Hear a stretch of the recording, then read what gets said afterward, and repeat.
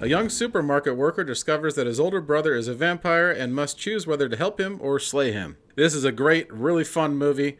Lots of rewatchability. Directed by Connor McMahon, who is also known for Stitches and From the Dark, and those two went on my list right after watching this one. The title, Let the Wrong One In, is of course a play off of the title of the 2008 Swedish vampire movie, Let the Right One In, which was later remade in the States in 2010 as Let Me In, then recently remade again as a Showtime original series in 2022 as its original title, Let the Right One In. It's very confusing with all these remakes and everything. I thought it was funny that Showtime labeled it as an original series when it's effectively the third version and the second remake. But anyways, back to Let the Wrong One In.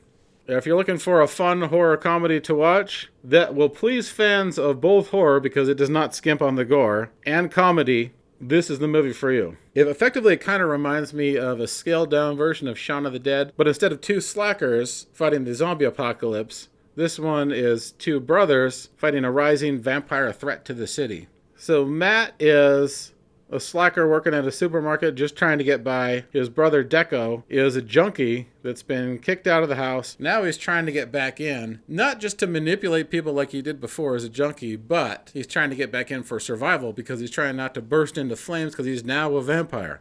So the movie, this is what's really cool about this movie. It's a very economical script. We got the setup in the first 10 minutes. It does everything very effectively. I think it's about like an hour and a half to an hour and 40 minutes. The length of the movie feels just perfect. So Matt, who's trying to take care of his brother Deco, who's now a vampire, he's got to hide him from their mom who's coming back.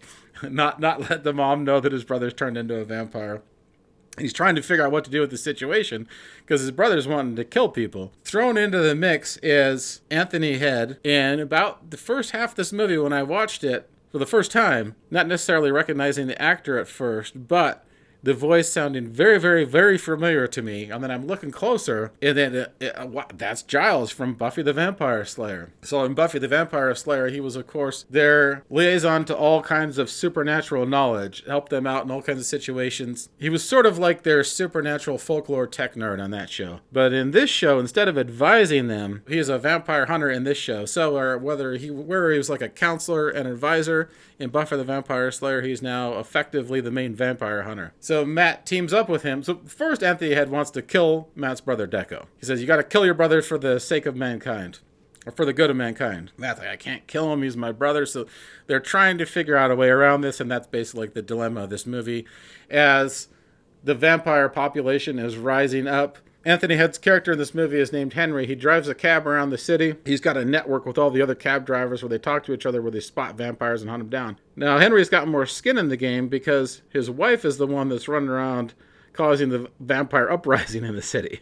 Of course, the subtext of a lot of this movie is that Matt is enabling his brother. So he was enabling him before as a junkie, and now he's enabling him as a vampire. He has to figure out a way to work past that without killing his brother. So this movie does actually have a lot of meat on its bones, especially with the family dynamics. This is a movie that doesn't reinvent the wheel. It's just very well executed and very well written and very, very funny. It doesn't feel like there's any kind of like fat on the bones. It's all kind of character building and comedy, and the comic timing in this movie is fantastic. It is great.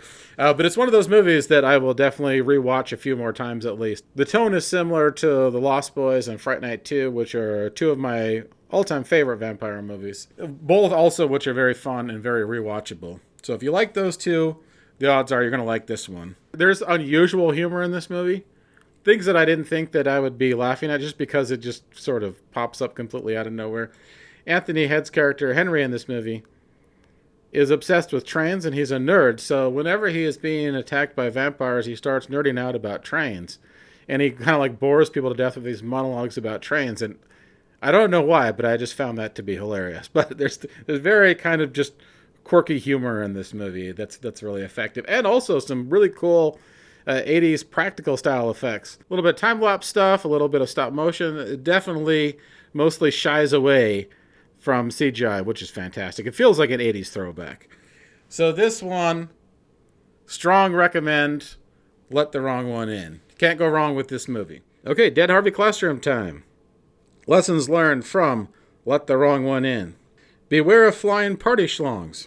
Memorize the exits when partying with vampires. Stay out of blood vomiting range of vampires. Paddle Heart Baseball is a game with a lot of potential.